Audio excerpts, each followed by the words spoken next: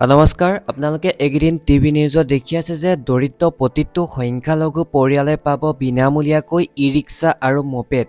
ইয়াতে কৈছে কি নথিপত্ৰ লাগিব চাওক তাৰপিছত কৈছে সমগ্ৰ অসমতে বিতৰণ কৰা হ'ব বিনামূলীয়াকৈ ই-ৰিক্সা আৰু মপেড এইবিলাক নিউজত দি আছে তাৰ পাছত দিছে আপোনাক লাগিব আয়ৰ প্ৰমাণপত্ৰ পান আধাৰ ভোটাৰ পাছপোৰ্ট সাইজ ফটোকপি চলি আছে আবেদন প্ৰক্ৰিয়া সংগ্ৰহ কৰক আবেদনৰ ফৰ্মখন কেনেকৈ পূৰাব লাগে সম্পূৰ্ণ ধুনীয়াকৈ ভিডিঅ'টো দেখাই দিছে তাৰপিছত কৈছে ভাষিক সংখ্যালঘু উন্নয়ন পৰিষদৰ পৰা বিতৰণ কৰা হ'ব বিনামূলীয়াকৈ ই-ৰিক্সা আৰু মপেড প্ৰতিগৰাকী দৰিদ্ৰ লোককে স্বাৱলম্বিতাৰ বাবে দিয়া হ'ব বিনামূলীয়াকৈ ই-ৰিক্সা আৰু মপেড 30 নৱেম্বৰৰ ভিতৰত সংগ্ৰহ কৰিব লাগিব বিনামূলীয়াকৈ ই-ৰিক্সাৰ ফৰ্ম ডিচেম্বৰ মাহত কৰা হ'ব আবেদনকাৰীৰ অনলাইন ৰেজিষ্ট্ৰেশ্যন এতিয়া আপোনালোকক জনাই দিওঁ যেন কোনে কোনে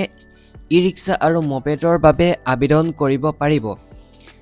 ইয়াতে কৈছে দৰিদ্ৰ সংখ্যালঘু প্ৰতিটো পৰিয়ালকে দিয়া হ'ব একোখনকৈ ই-ৰিক্সা আৰু মপেড এতিয়া দৰিদ্ৰটো বুজি পালে আপোনালোকে দুখীয়া শ্ৰেণীৰ মানুহখিনিৰ কথা কৈছে তাৰপিছত কৈছে সংখ্যালঘুখিনি মাইনৰিটিছখিনি যিখিনি হিন্দু নপৰে হিন্দু বাহিৰে ভাৰতত বা অসমত যিখিনি আছে মুছলিম আছে বৌদ্ধিষ্ট আছে খ্ৰীষ্ট আছে জৈন আছে পেৰিছ আছে সেই সকলোখিনি ছটা কমিউনিটিখিনি হৈছে সংখ্যালঘু মাইনৰিটিছ কমিউনিটি হয় আমাৰ হিন্দুখিনি নপৰে এতিয়া বহুতে সুধি আছিলে মোৰ দোকানো আহিছে কৈছে যে ফ্ৰীকে বেটেৰী ৰিক্সা ই-ৰিক্সা আমাৰ ইয়াত বেটেৰী ৰিক্সা বুলি কয় ই-ৰিক্সা আৰু মপেডৰ অনলাইন চলি আছে ফৰ্ম ক'ত পাম কি কথা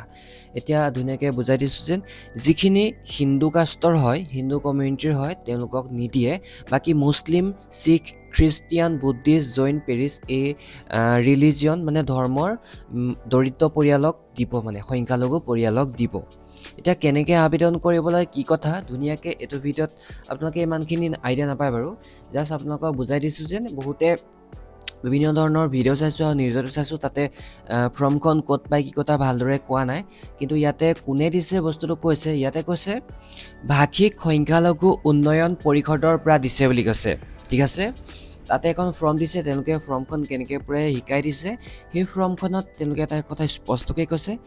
এতিয়া বহুতে ইউটিউবত ভিডিঅ' বনাই আছে তেওঁলোকে ফৰ্মবিলাক দি তাতে সেইবিলাক ভিডিঅ' চাইছোঁ কিন্তু নিউজত এটা কথা কৈছে প্ৰত্যেকজন ব্যক্তিকে একোখনকৈ ফৰ্ম দিব সেই ফৰ্মত একোটা কোড নাম্বাৰ থাকিব সেইখন জেৰক্স কৰিলে নহ'ব কৈছে বুজি পালে সেইখন জেৰক্স কৰিলে নহ'ব সেইখন ডাইৰেক্ট অৰিজিনেল কপিটো আপোনালোকে ফৰ্ম ফিল আপ কৰিব লাগিব সেইখনে জমা দিব লাগিব কোন ধৰণৰ জেৰক্স নহয় এতিয়া বোলে আপোনালোকক মই ফৰ্মখন দেখাইছোঁ সেইখন আপোনালোকে মোৰ পৰা লৈ পেলাই প্ৰিণ্ট আউট কৰি পেলাই আপোনালোকে পূৰাই পেলাই জমা দিছে সেইখন ৰিজেক্ট হৈ যাব সেইখন নহ'ব ঠিক আছে